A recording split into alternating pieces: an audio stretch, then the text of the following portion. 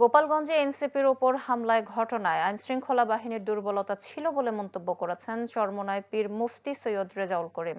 দুপুরে চট্টগ্রামের গরিবুল্লাহ শাহ মাজার কবরস্থানে গত বছর ৫ আগস্ট গুলিতে নিহত ইসলামী আন্দোলনের কর্মী মোহাম্মদ আলমের কবর জিয়ারত শেষে এমন মন্তব্য করেন তিনি।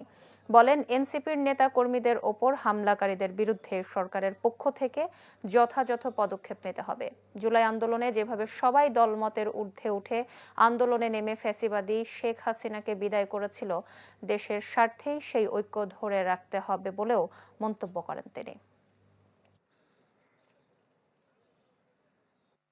জুলাই আগস্টে এই অভ্যুত্থানে যারা মায়ের কোল সন্তান হারা হয়েছে এবং অনেক হাফেজ আলেমরা যারা জীবন দিয়েছে, এই শাহাদাতের রুহের মাগফিরাত আমরা করছি এবং সাথে সাথে আমরা দোয়া করছি আল্লাহ যেন এই চেতনায় উজ্জীবিত হয়ে আমাদের দেশ গড়ার ব্যাপারে অন্যায়ের প্রতিবাদে ন্যায়ের পক্ষে আমরা যেন সবাই কাজ করতে পারি, সকলকে তাতে আহ্বান জানাচ্ছি। এবং গতকাল যে এনসিপির উপরে যে মর্মান্তিক একটা অনাকাঙ্ক্ষিত যে আক্রমণ হয়েছে, এই জন্য আমরা তীব্র প্রতিবাদ নিন্দা জানাচ্ছি।